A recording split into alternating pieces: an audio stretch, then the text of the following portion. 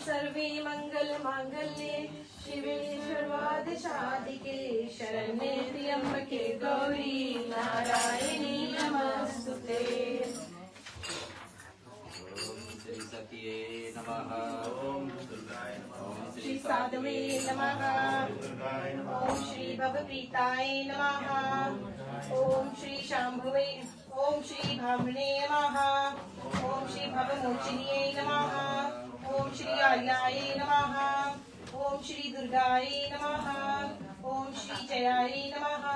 ओम श्री अघाय नमः। ओम श्री त्रिनेत्राय नमः।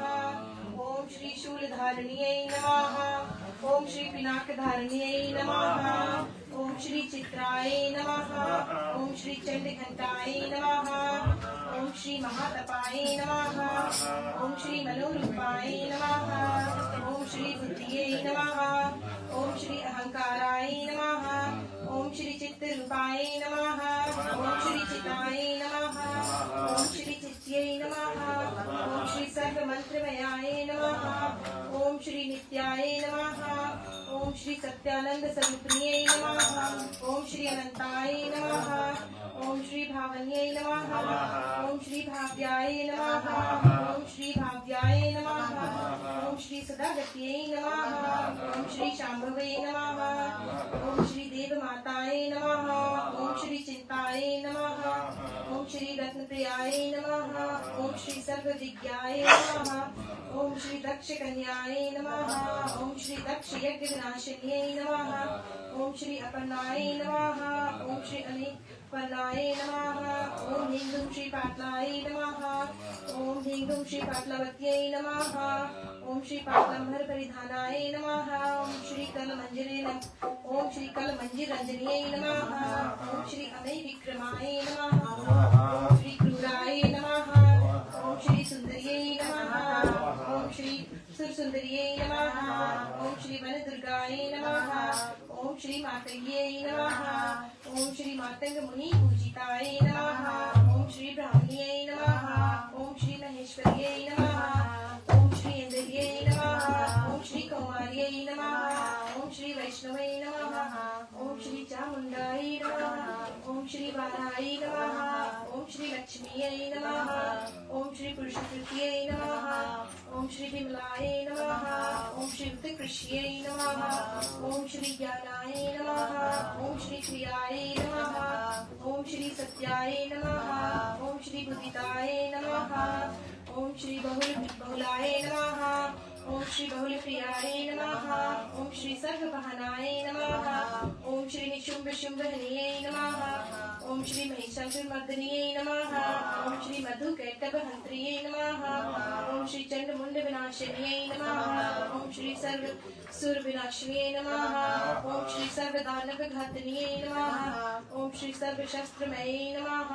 ओम श्री विज्ञाय नमः। ओम श्री सर्वशस्त्रधारिण्यै नमः। ओम श्री अनेक शास्त्रहस्ताय नमः। ओम श्री अनेक कास्त्रविधारिण्यै नमः। ओम श्री कुमार्यै नमः। ओम श्री कन्यायै नमः। ओम श्री कैशर्यै नमः। ओम श्री यत्यै नमः। ओम श्री यत्यै नमः। ओम श्री अप्रोढाय नमः। ओम श्री प्रोढाय नमः। ओम श्री वृद्धमाताय नमः।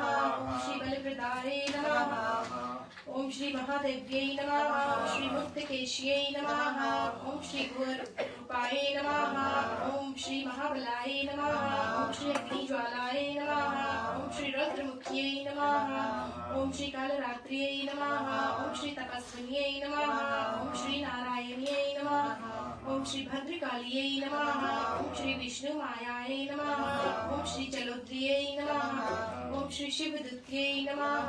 ओम श्री करलाय नमः। ओम श्री अनंताय नमः। ओम श्री परमेश्वर्यै नमः। ओम श्री कत्यायनै नमः। ओम श्री सावित्र्यै नमः। ओम श्री प्रतीक्षाय नमः। ओम श्री ब्रह्मावादिन्यै नमः।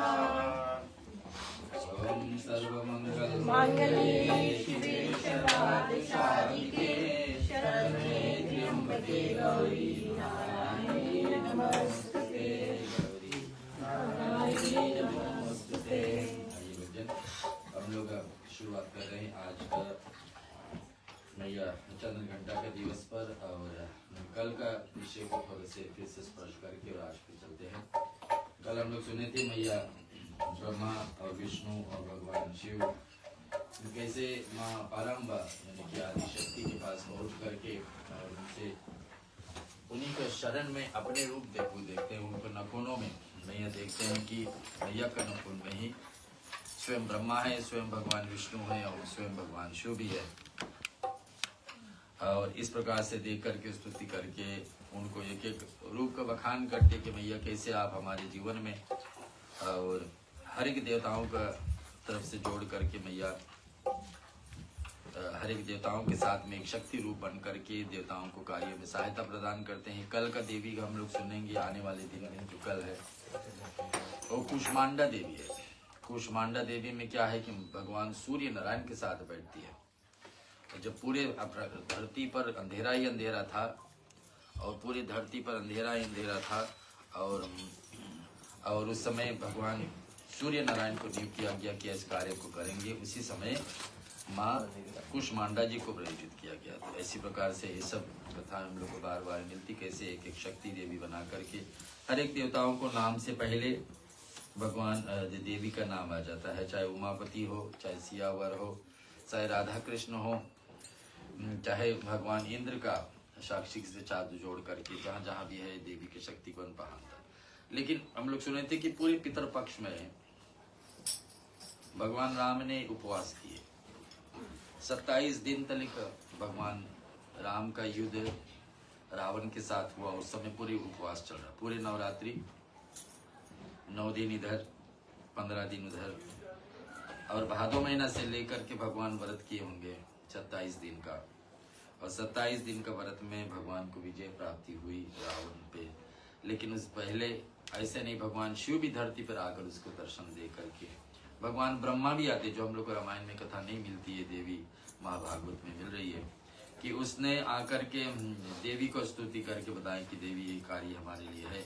तो देवी ने कहा कि महाबली योम पराक्रमी वीर कुंभकर्ण ने अपने भयंकर सैनियों को साथ आज ही युद्ध में मार जाएगा। इस प्रयास के तो कब आए भगवान कि श्री कृष्ण पक्ष की शुद्ध नवमी से आरंभ होकर के जब तक शुक्ल पक्ष नवमी नहीं आ जाए, जो शुक्ल पक्ष नवमी अगले बुधवार को है, तब तक इस विधान को भगवान राम ने पूरे की पूरे निभाए। 27 दिन से रावण के युद्ध, 27 दिन तक भगवान ने व्रत हरण की मैया का ध्यान करके। और ध्यान करके फिर भगवान ने दशहरा के दिवस पर, जो इस वर्ष 2 तारीख अक्टूबर को मिल रहा है, उस दिन ने भगवान रावण को अंत करते, अथवा हम जानते हैं दीपावली के दिन भगवान वापस लौटते हैं। तो सारी कथा हम लोग कल सुने थे। आज की कथा पे प्रवेश करने से पहले तो देवी चालीसा, जिसके पास किताब नहीं तो आकर ले लें, अन्यथा इसको आप नमो नमो दुर्गे सुरकर्णी, नमो नमो अम्बे दुर्हरणे, निराकार है ज्योति तुम्हारी,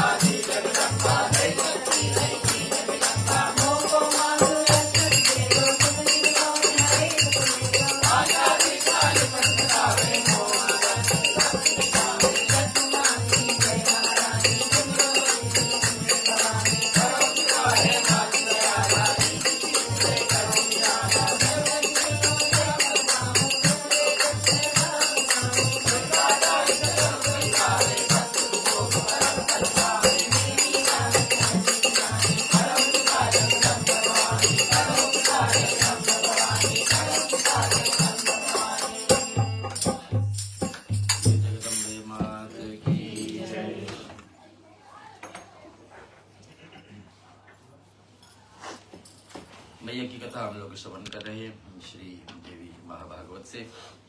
भगवान राम की विजय की कथा हम लोग श्रवण किए, कैसे भगवान शिव के आदेश पर भगवान राम जी ने देवी जी को उपासना किए। पितृपक्ष के समय नवरात्रि पूरे अथवा दशहरा पर्व पर विजय प्राप्ति होती है। और माता जी क्या बता रही सुनेंगे। ईश्वर सुनो, इस वेद सुख तथा स्तोत्र ब्रह्मा जी ने जब देवी स्तुति की, अब भगवती चंडिका ने प्रभुत्व हो जाती है। देवी का प्रभुत्व जाने पर लोका पितामह ब्रह्मा जी सभी देवताओं को साथ लेकर अपने मन वंचित प्राप्ति के लिए प्रार्थना करे। ब्रह्मा बोले कि हे देवी, देवी तत बोधिताम अस्मित कार्यम सुरोतमे है हिताय सर्वभूतानां राजसानां वधाय च जयाय रामचंद्राय से संग्रामेत सुगुणैः आदित युधेः सुपुत्र गान बंधवाहम अंपति वेताशतम जगत स्वाम जगदम्बिकायं पूजमायां महादेवी राघवस्य त्यजरिताहम। मैं ये बताने लगी कि सुनो, देवताओं की प्रकृति महाबली और पराक्रमी वीर राक्षसों को साथ लेकर क्रोध से वशीभूत हो गए।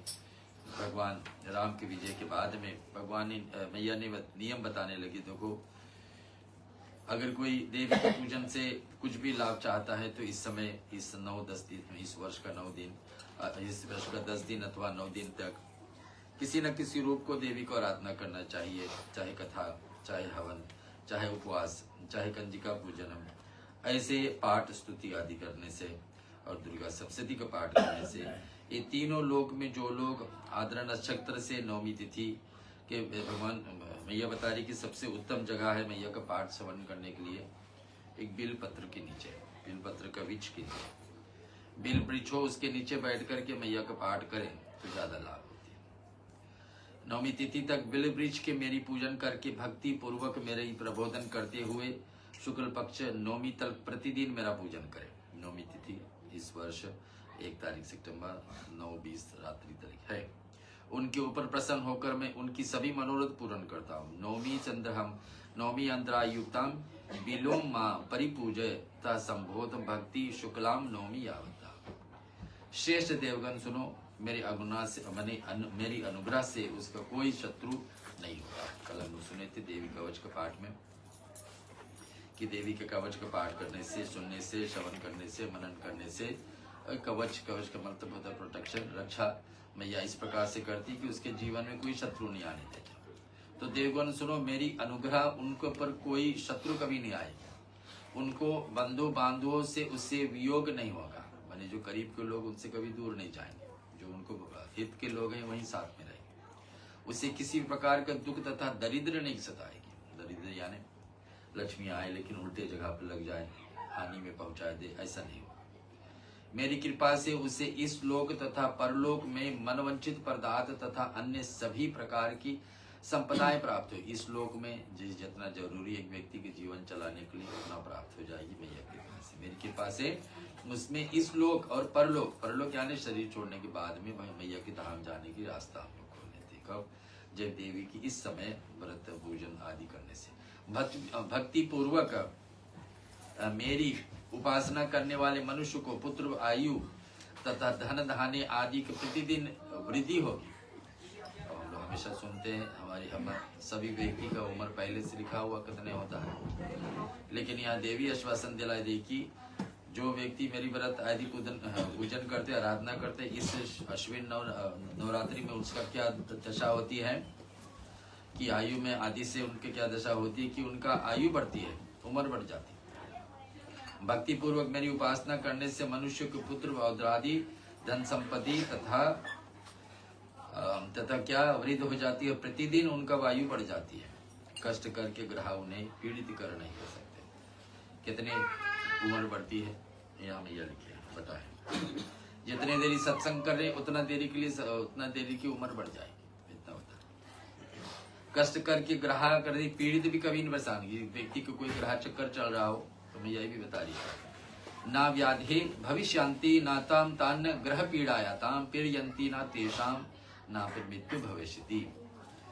पहले बताई कि पुत्र धन आदि यानी संतान भी रहेंगे, धन धान्य भी रहेगी, और भविष्यताम लक्ष्मीताम भक्तम यानी जीवन में कभी लक्ष्मी कभी नहीं रहेगी, दरिद्रता कभी नहीं परेशान करेगी, व्याधिता नहीं होगी, और इसी प्रकार से उनकी अकाल मृत्यु कभी नहीं हो सकती। अकाल यानी एक्सीडेंटल डेथ कभी नहीं। कष्ट ग्रह भी कभी उसको पीड़ित नहीं कर पाएंगे, ग्रह रहते हुए भी हानि नहीं पहुंचा पाएंगी जिस व्यक्ति के ऊपर देवी की कृपा ऐसे न होना कर सके। तो राजा हो चाहे डाकू हो चाहे सिंह हो, बाढ़ आदि से जंतुओं से कभी भयभीत नहीं। राजा का मतलब होता है देश का सरकार से कभी डर नहीं रहता ऐसा व्यक्ति को जो देवी का उपासक बन जाए। डाकू यानी चोर चारिया, सिंह यानी जानवर काटने वाले। ऐसे जीव जंतु से कभी भी भयभीत नहीं होंगे, कभी भी डर नहीं बनेगा, डर रहेगा ही। मेरी उपासना करने वाले व्यक्ति शत्रु उनके अधीन हो जाएंगे, शत्रु भी होते हुए भी उनके अधीन यानी उन पे चलने लगेंगे जैसा जैसा आप चाहोगे।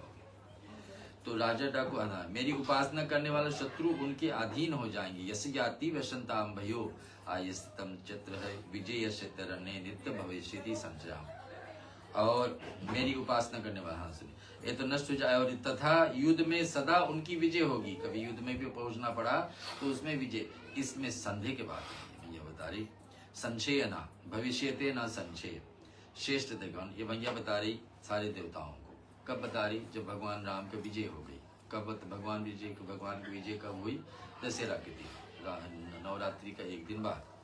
श्रेष्ठ देवगण सुनो, उनके पाप कर्म नहीं रह जाते हैं। जीवन में किए हुए पापों को भी व्यक्ति इस समय नवरात्रि में व्रत करते हुए उनको पापों को भी धो देता है। विपदाएं भी उनके समझ कभी उत्पन्न नहीं होती। विपत्ति यानी कि बाधा नहीं आई। मेरी उपासना करने वाले मनुष्य मेरी कृपा से सुख प्राप्त कर सकता है और अंत में मेरी लोक को प्राप्त करता है। मेरी सच्ची ये बता रही कि हमारे धाम पे आप आ जाओगे। मेरी इस समय का नवरात्रि का है तो नवरात्रि 4 बार हमारे बीच में, लेकिन इसको ही मैया महान मान करके, क्योंकि इस व्रत को नियम शुरू किए थे भगवान राम, उसके आधार पे जब भगवान राम की विजय पूरा हो गई तो माता ने इस बातें को लेकर सारे देवताओं को सम्मेलन बनाकर उनको बताया। करोड़ों अश्वमेघ आधा यज्ञ कर ले, करोड़ों यानी कि 100,000 से यज्ञ कोई कर ले। अश्वमेघ यज्ञ यानी कि 1000 हवन कुंड रख करके हफ्ता भर चलते रहे यज्ञ, ऐसा कोई यज्ञ कर ले, हजारों कर ले। उतना यज्ञ पुण्य नहीं है जितना कि मेरी उपासना करने वाले व्यक्ति को इस समय वह फल मनुष्य को मेरी इस वार्षिक पूजा, मैंने सारे में एक बार वाली पूजा को वार्षिक पूजा करने से प्राप्त हो जाता है। जो व्यक्ति इतने बड़े बड़े यज्ञ किए होंगे उतना पुण्य एक तरफ रखिए। दूसरा, मोह अथवा द्वेष के कारण जो मूढ़ आत्मा इस महोत्सव में मेरी पूजा नहीं करता है वह मेरी योगिनियों के भक्ष्य बन जाता है। तो जो नहीं करता है वो जीते जी समझना अच्छे अवसर जो सुख होती है। शेष देवगण जो लोग मृत्यु लोक, स्वर्लोक अथवा पाताल लोक में मेरा पूजन करेंगे। तो यहाँ किसको बताएं कि मृत्यु लोक में हम लोग बैठे हैं और पाताल लोक में और कोई जीव। पाताल लोक यानी धरती से नीचे, और स्वर्ग लोक में तो देवताओं का लोक है। तो देवताओं को लोग ये बताएं कि इस समय व्रत करना चाहिए। देवताओं की मैं याद बताऊं क्या कि सुनो, जो मेरी योगी जन से है, जो लोग मृत्यु लोग, स्वर्ग लोग और था पाताल लोग मेरे पूजन करेंगे, उनके ऊपर परम प्रसन्न होकर मैं, तो कोई करने वाला व्यक्ति मैं प्रसन्न होकर प्रतिदिन उनकी सभी मनोरथ पूर्ण करूंगी, ये मैं आश्वासन दिला रही। क्या नहीं, पूज्यासिति न मत्ते स्वर्गे वापी रसातले तेषाम परम तुष्टाम वक्षिते दिने दिने, कि हर दिन प्रतिदिन उनके लिए यह पूर्ण रूप से मैं सात्विक भाव भार्जिताम यच्छता, जो लोग सात्विक भाव से युक्त होकर मेरा पूजन अर्चन करेंगे, उन्हें ना तो बलि अर्पण करना चाहिए और ना तो फिर भाषा युक्त अन्न प्रदान करना चाहिए। तो यहाँ मैं स्पर्श बता देती, कितने लोग का विचार होता है कि मैया को बलिदान करना चाहिए, तो यहाँ बताते कि बलिदान से हट करके काम करे, पूजन करे और भाषा युक्त अन्न है प्रदान करना चाहिए। मेरी प्रसन्नता के लिए अभिलाषा रखने वाली लोगों को समाहित चित होकर के हिंसा आदि से विरत से करते हुए मांस रहित निवेद, वेदांगवित अद्भुत स्तुतियां, विधि जपो यज्ञ तथा ब्राह्मण भोजन, तो कितने कितने साधन भगवान ने ये बताए कि किसी भी उपाय हम चल ले, एक ही नहीं उपाय सिर्फ व्रत करके मैया को प्राप्ति कर सकते हैं, लेकिन मैया है कितने सारे उपाय। पहला बताए क्या, मेरे प्रसाद बनाने वाले, नैवेद्य बनाने वाले, लाल रंग का प्रसाद, लाल फूल, रक्त मनी की खून की तरह मैया का रंग पे मैया का फूल, गुलाब का फूल, वेद विदंग उद्भित स्तुतियां, वेदों में जैसे लिखा है स्तुति, जैसे हम सुनते हैं देवी स्तुति सुनते हैं हमेशा, विविध जप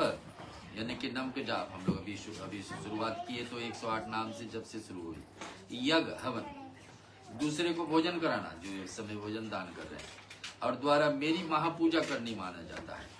ये राज्यसभा में युक्त लोगों को मेरी प्रसन्नता के लिए आदर पूर्वक बहुविधि उपचार अर्पण करते हैं। राज्यसभा में यानी सरकार में ऐसे लोगों को सम्मान मिल जाती है। स्तोत्र का पाठ जो हम लोग हर दिन सुनते हैं, जप यज्ञ आदि अनुष्ठान करे तथा ब्राह्मणों को भोजन आदि, कन्याओं को भोजन कराने आदि देव से करने मेरी महापूजा संपन्न करनी चाहिए। यह पूजन दुष्ट शत्रुओं विनाश है, जो शत्रुओं का विनाश करने वाला तथा धन धान्य को बढ़ाने वाला व्यक्ति में दुष्ट शत्रुओं को जो हमको परेशान कर रहे हैं वो हटाने वाली ये मैया का पूजन है। और वही दुष्ट शत्रुओं विनाश करने वाली तथा धन धान्य को आदि को बढ़ाने वाली है। मेरी पूजा करने वाले संग्राम में विजय और पुत्र तथा स्त्री संबंधी उत्तम यही सुख एवं श्रेष्ठ परलोक को सुख प्राप्त करने वाले। तो यहाँ तक नहीं, परिवार में भी असर पड़े, करेगा एक व्यक्ति लेकिन उसको असर करने का असर उसके क्या पूरे परिवार में पहुंचे, स्त्री संबंधित उत्तम देह के सुख भी उनको प्राप्त हो जाए, ये बताया। मेरी जो तामसी पूजा से इन दोनों पूजा का सात्विक राजसी के समान नहीं है, तो मैया सबसे उत्तम पूजन बता रही कि सात्विक, यानी कि जैसे ऐसे लिखा है वैसे समान दे, वैसे ऐसे व्रत उपाय। अतः शांत तथा ज्ञान संपन्न लोगों को वह पूजा नहीं करना चाहिए जो अशांत लोग है, जिसमें मन में ऐसा परेशानी चल रही है। ये सुनो, यद्यश्च रामचंद्र से संग्रामे जेता मृतादम देवगणों, आप लोग संग्राम में रामचंद्र जी की विजय के लिए तथा उसे शत्रु उसके लिए है, उसके जीवन से शत्रु नाश की इच्छा है, तो शुक्ल पक्ष की नवमी तक प्रतिदिन मेरी पूजा करें। भगवान राम के जब चल रही थी तो मैया ने आदेश की सारे देवताओं मिल करके नवमी तिथि यानी कि अगले बुधवार तक जो है उस दिन भगवती का पूजन करें ताकि राम जी का विजय इस प्रकार से। महानवमी का भी मुझ शत्रु नाशनी की आप लोगों को पूजन करना चाहिए। उसे पूजन से प्रसन्न हुई मैं और जगत के कटस्थ स्वरूप अपरोजेते हैं महाबली रावण को सभी शत्रुओं सहित संग्राम में शरीर छोड़े हैं। और नवमी तिथि से पूजन से मुझे अपार प्रसन्न होती है।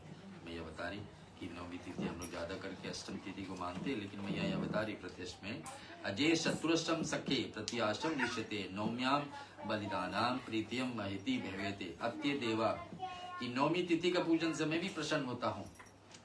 नवमी तिथि के पूजन से मुझे अपार प्रसन्न, अपार यानी कि प्रसन्नता है नहीं, उतना बराबर प्रसन्नता नहीं। तीनों लोक में ज्ञानी अथवा अज्ञानी सभी को भक्ति पूर्वक भक्ति रहित भी मेरी वार्षिक पूजा अवश्य करना चाहिए। तीनों लोग, देवताओं को भी, मनुष्य लोग को भी और धरती के नीचे को ये वार्षिक पूजा मैंने साल में एक बार, वर्ष में एक बार निकालना चाहिए। जिस प्रकार से अष्टमी तिथि पूजन के महान योगों का फल देती है। अष्टमी तिथि हम लोग सुने 9 नवरात्रि में कम से कम एक दिन तो जरूर व्रत रखना चाहिए। वो कहा है अष्टमी तिथि जो अगले मंगल को पड़ेगी। जिस प्रकार से अष्टमी तिथि पूजन के लिए महान योगों को फल देता है जो अगले मंगलवार को है, उसी प्रकार से मेरी संतुष्टि के लिए तीनों लोकों में रहने वाले लोगों को महाअष्टमी के दिन पुत्र कामनाओं से उपवास करना चाहिए। ऐसे करने से उन्हें सर्वगुण स्वरूप पुत्र प्राप्ति हो जाती है। जिसको संतान इच्छा हो तो अष्टमी तिथि का व्रत रखने अगले मंगलवार को या ऐसा संतान सात्विक स्वभाव वाले संतान को प्राप्ति। उस दिन पुत्रवान लोगों को उपवास नहीं उचित नहीं। अष्टमी तिथि उपवास और नवमी तिथि का पूजन करने से प्राप्त करने वाले फलों को अश्वमेध यज्ञ की फल की प्राप्ति होती। महादेवी बोलती आगे, महादेवी जी ने बोले जगदम्बिका का यह वचन सुनकर ब्रह्मा आदि देवगण ने विधि विधान से बलि प्रदान के लिए शत्रु को विजय प्राप्ति के लिए नवमी पर्यंत प्रतिदिन व्रत किए। तो भगवान राम भी नहीं लेकिन सारे देवताओं भी पूरे नवरात्रि का व्रत किए भगवान राम की विजय प्राप्ति कराने। इति श्री महाभागवते महापुराणे श्री महादेव नारद संवादे शारदीय पूजा विधि संकलनम नाम षटः चतुर्थम अध्याय संपूर्ण। बोलिए जगदम्बे मात की जय।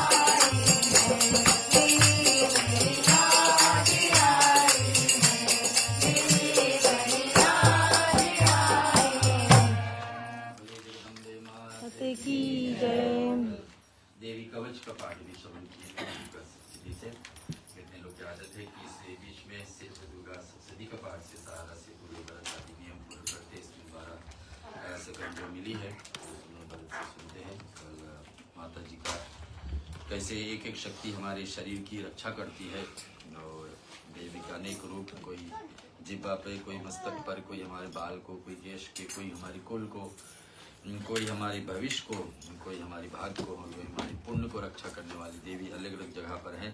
कैसे है? बोले हे नौ दुर्गे माता की जय। तो जैसे पिताजी ने दृष्टि लगाई कि दुर्गा सप्तशती का पाठ हमारे बीच में कई प्रकार के हम देवी के गुणगान कर सकते हैं। जैसे देवी माँ के 108 नाम और सहस्र नाम भी है, और देवी पुराण की कथा श्रवण कर लिए, देवी चालीसा हम गा दिए, माता की सिंदूर अर्पण की। इस प्रकार एक और पूजा पाठ वो है दुर्गा सप्तशती, जो धीरे धीरे आपके सामने ला रहे हैं। तो बतलाते हैं कि इस बात को यदि करना है तो सुबह सुबह माता जी का ध्यान करना है कि प्रातः स्मरामि शरदृंद कराज्वलाभम, इस प्रकार का मंत्र है। फिर विंदेश्वरी स्तोत्र है, देवी माँ की स्तुति है। फिर देवी दुर्गा पूजा का विधान है। कोई भी भगवान के पूजन करे तो उसमें 16 स्टेप्स होता है। 16 नहीं है तो फिर 10 कीजिए। यदि 10 नहीं है तो वैसे गिरते गिरते 5 स्टेप है। भगवान के लिए फूल अर्पण किए, अगरबत्ती दीप जलाए, कुछ भोग लगाए तो हो गया 5, थोड़ा सा तिलक। तो इस प्रकार से फिर सप्तशती का रहस्य यानी कि देवी कवच का पाठ, जो मार्कंडी ऋषि जी ने ब्रह्मा जी से पूछा, वो मार्कंडी ऋषि जिन्होंने महामृत्युंजय का मंत्र का उद्घाटन किया, जिसके सहारा से, जिसकी कृपा से मार्कंडी ऋषि जो है अभी भी जीवित है, जबकि उनका मृत्यु होना था 12 या 16 साल में ना। तो अभी भी बतलाते कि वो जीवित है। और उस प्रकार चंद्रदेव को भी मरना था, लेकिन चंद्रदेव को बचाने के लिए महामृत्युंजय का मंत्र वहाँ पर उनको सहायता करती है। तो वो मार्कंडी ऋषि ब्रह्मा जी से प्रश्न पूछती है और वो बन जाती है हमारे देवी कवच। जैसे पिताजी ने समझाया कि देवी माँ कहाँ से रक्षा करती है, कौन सा देवी रक्षा करती है, वो देवी का नाम और गुणगान इस देवी कवच के बीच में है। फिर आया था अर्गला स्तोत्र, जो कल मेरे ख्याल से माही ने इस स्तोत्र का पाठ किया था। उसमें एक मंत्र है, जयंती मंगला काली भद्रकाली कपालिनी दुर्गा क्षमा शिवा धात्री स्वाहा सदा नमोस्तुते। तो ये जो मंत्र है ये अलग अलग देवी का नाम है। जयंती मंगला देवी, फिर काली, फिर शिवा देवी यानी कि माता पार्वती, स्वाहा देवी जब हम आहुति चढ़ते हैं तो हम लोग स्वाहा बोलते हैं, नहीं तो स्वाधा बोलते हैं। तो ये सब देवी का नाम है, ये बन गया एक मंत्र। तो बड़ा सुंदर से कल बच्चों ने इस मंत्र का जाप किए थे। फिर एक आते हैं किलक स्तोत्र, जहाँ पर हम कल कथा छोड़े थे।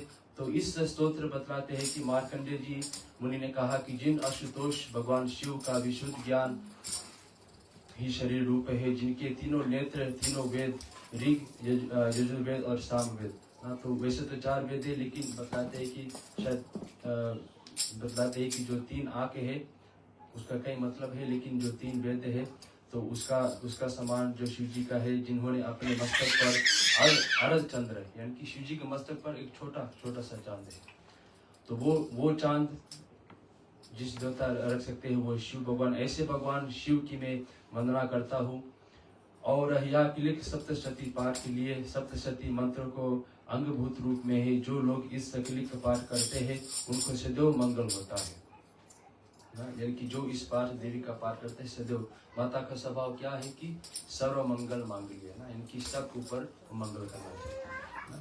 मंत्र में आती है कि सर्व मंगल मांगल्ये शिवे सर्वार्थ साधिके शरणे त्र्यंबके गौरी नारायणी नमोस्तुते। तो सर्व यानी कि सब ऊपर मंगल करने वाले जो माता रानी है, इसमें किलक स्तोत्र में उसको माता रानी जो है आशीर्वाद देती है। और कैसे देती है कि जब हमारे सिर पर हेडेक होता है तो हम लोग पेनरोल खाता है ना।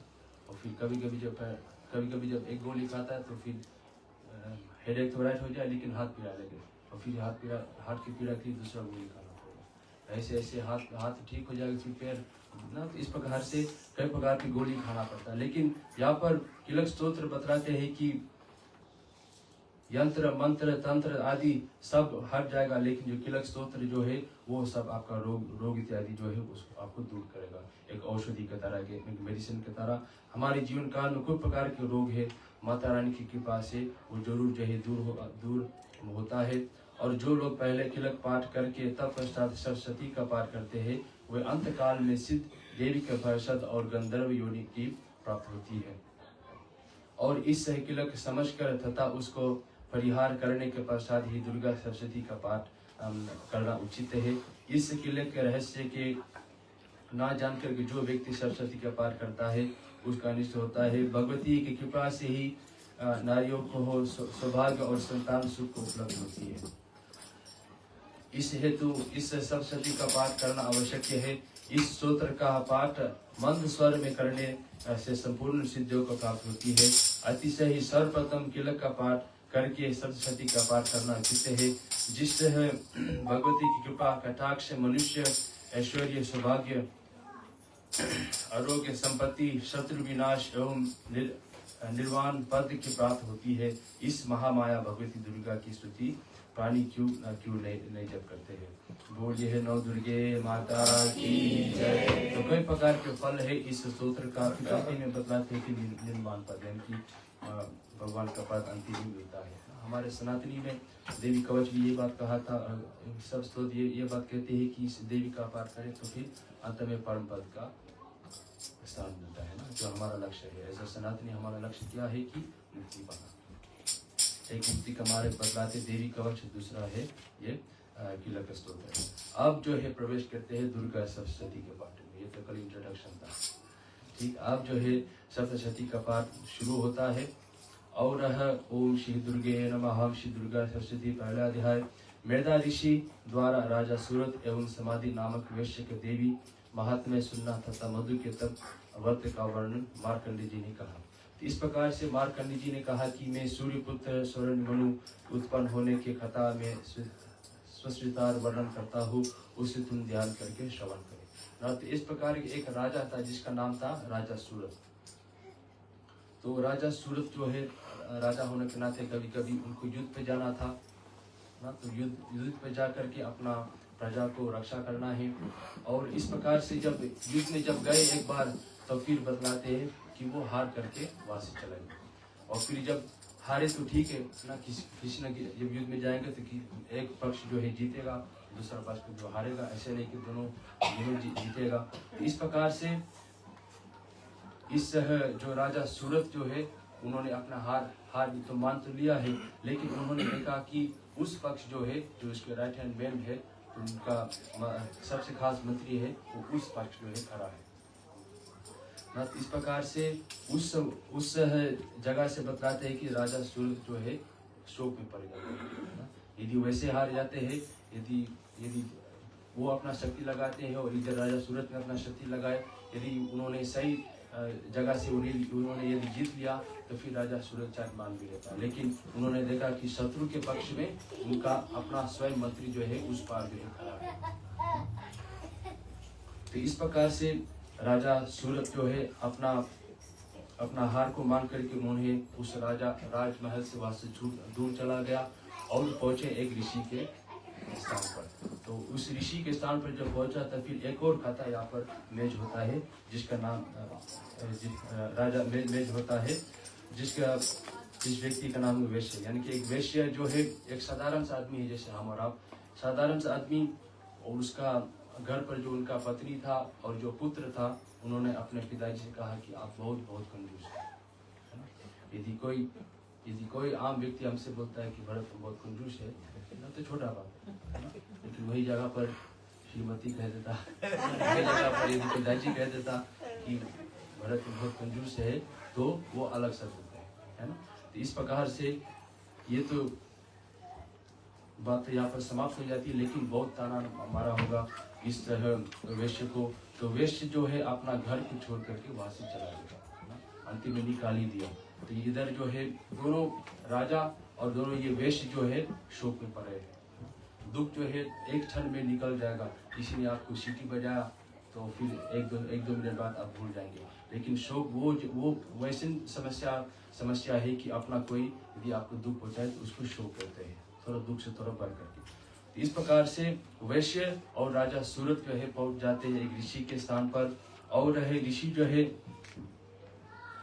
उनको समझाते हैं कि जगन्नाथ विष्णु भगवान की योग्य नित्य रूपणी महामाया द्वारा ही यह सारी सृष्टि अर्चन हो रही है। महामाया ज्ञानियों की चित्त को भी बलपूर्वक खींच करके मोह सागर में डाल करके मोहग्रस्त कर देती है। इस चराचर सृष्टि के करती महामाया ही है।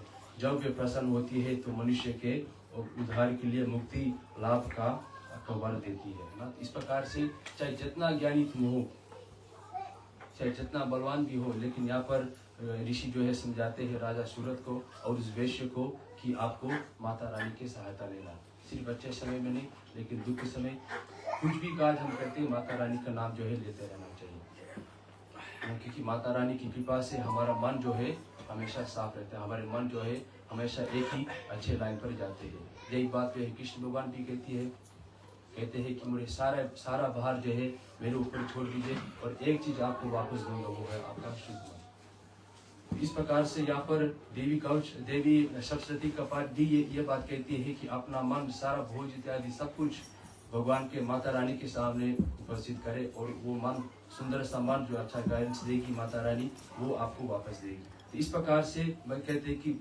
बहुत बलशाली लोग भी इस महामाया की माया से वो वहाँ पर गिर जाते हैं। तो हम तो वैश्य और राजा सूरत क्या है और हम भी क्या है। इस प्रकार से इस चराचर सृष्टि के कृति महामाया ही है, यानी कि चराचर के मतलब है, चर के मतलब है जो यहाँ से वहाँ जा सकते हैं, अचर के मतलब है जो स्थिर है, जैसे हम और आप यहाँ से वहाँ जा सकते हैं उसके मतलब है चर। जो स्थिर है जैसे पैर पौधा इत्यादि जो एक ही जगह पर स्थिर है, तो ये हो गया चराचर। तो ये सारा चराचर जो है यदि शेर पर शिकार करेगा, यदि हम भगवान के नाम जप करेंगे तो ये सब महामाया का कृपा है। जब वे प्रसन्न होती है तो मनुष्य के उद्धार के लिए मुक्ति और लाभ का वर देती है। यदि महामाया खुश है, यदि भगवान हमसे खुश है तो मुक्ति का मार्ग जो है स्वयं जो है खुल जाएगा। तो संसार बंधन और मोहमाया उत्पन्न आदि कारिणी सनातनी देवी की तथा समस्त देवों का अधिष्ठात्री है। और इतना सुनकर राजा ने प्रश्न किया कि भगवान जिन्हें आप महामाया कह रहे हैं वह कौन सी देवी है, और है ब्राह्मण उनका प्रादुर्भाव किस प्रकार हुआ है, उनको क्या क्या चरित्र है। हे ब्रह्मदेव मुनि श्रेष्ठ, उन देवी की कथा में आपको मुख से सुनना चाहता हूँ ना। तो इस प्रकार से गुरुजी ने थोड़ा दर्शन दिखाए और राजा और वैश्य ने बड़ा सुंदर से प्रश्न किए। इस प्रकार से जब इतना सुंदर प्रश्न किए कि उनका माता रानी की कृपा, माता रानी के ज्ञान उनको मिलते हैं। हम और आप जो है कभी गुरु के पास जाए तो इस प्रकार से प्रश्न पूछना चाहिए कि भगवान का क्या गुण है, कैसे हम भगवान को प्राप्त करें। लेकिन हम लोग जब किसी ज्ञान के पास जाते हैं फिर पूछते हैं कि पंडित जी पैसा नहीं बचे, पंडित जी हमारा हाथ गिरा है ना, पंडित जी हमारा मुँह पड़ा है। इस प्रकार से कभी ज्ञान के पास जाए तो ऐसे ऐसे प्रश्न भी पूछना चाहिए जो हमें मुक्ति का मार्ग। फिर यहाँ पर बतलाते हैं कि माता रानी का वो पाठ करती है कौन, राजा सूरत और वैश्य।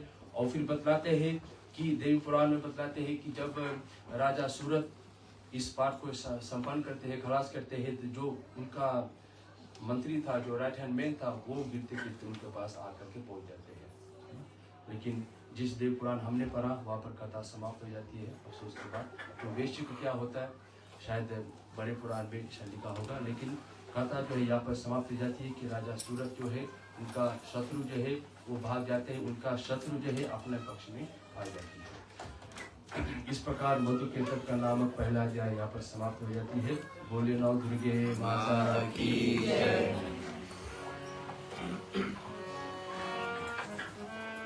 बाद में देवी का हम लोग तीसरा रूप का बारे में कथा श्रवण करते हैं।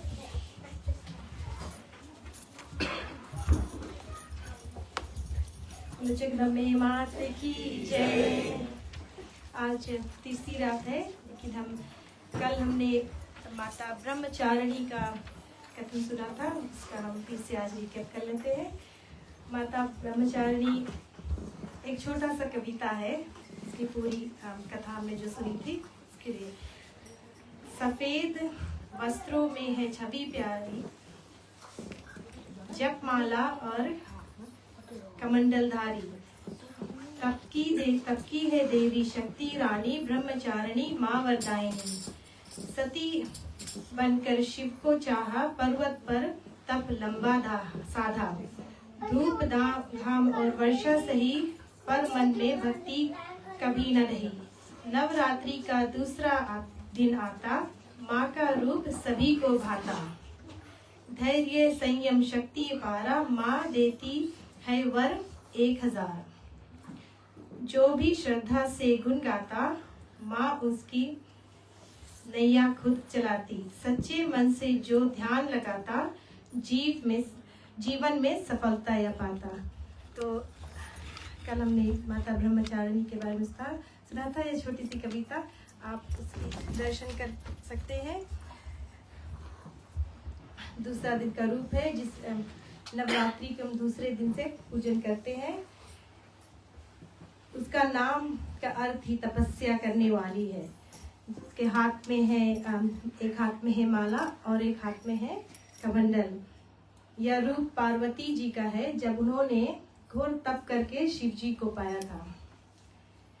माँ ब्रह्मचारिणी शक्ति भक्ति धैर्य और तप की प्रतीक है, यानी कि स्ट्रेंथ डिवोशन और पेशेंस। माँ अपने भक्तों को आत्म निरंतर और सफलता यानी कि डिसिप्लिन सेल्फ कंट्रोल और सक्सेस की बहुत सारा आशीर्वाद देती है। तो ये है माता ब्रह्मचारिणी। अब हम तीसरे रात में चलेंगे। माता चंद्रघंटा। माँ दुर्गा जी की तीसरी शक्ति का नाम चंद्रघंटा है। नवरात्रि उपासना में तीसरे दिन इन्हीं की विग्रह का पूजन आराधन किया जाता है। इसका यह स्वरूप परम शक्तिदायक शांतिदायक और कल्याणकारी है। इनके मस्तक में घंटे के आकार का अर्धचंद्र है। इसी कारण से इन्हें चंद्रघंटा देवी कहा जाता है। इनके शरीर का रंग स्वर्ण के समान चमकीला है। इनके 10 हाथ हैं। इनके 10 हाथों में खंड आदि शस्त्र तथा वाण आदि अस्त्र विभूषित है। इनका वाहन सिंह है। इनकी मुद्रा युद्ध के लिए अगत रहती है। इनके घंटे से भयानक चंड ध्वनि से अत्याचारी दानव दैत्य राक्षस सदैव प्रकमित रहते हैं। नवरात्रि की दुर्गा उपासना में तीसरे दिन पूजन का आध्यात्मिक महत्व है। इस दिन साधक का मन मणिपुर चक्र में प्रशिष्ट होता है। माँ चंद्रघंटा की कृपा से उसे अलौकिक वस्तुओं के दर्शन होते हैं। दिव्य सुगंधियों का अनुभव होता है तथा विविध प्रकार की दिव्य ध्वनि सुनाई देती है। ये क्षण साधक के लिए अत्यंत सावधान रहने वाला है। माँ चंद्रघंटा की कृपा से साधक के समस्त पाप और बाधाएं नष्ट हो जाती है। इनकी आराधना सदा फलदायिनी है। इनकी मुद्रा सदैव युद्ध के लिए अभिमुख रहने की होती है। अतः भक्तों के कष्ट का निवारण से अत्यंत शीघ्र कर देती है। इसका वाहन सिंह है। अतः इनका उपासक सिंह की तरह पराक्रमी और निर्भय हो जाता है। इनके घंटे की ध्वनि सदा अपने भक्तों की प्रेत बाधा से रक्षा करती रहती है।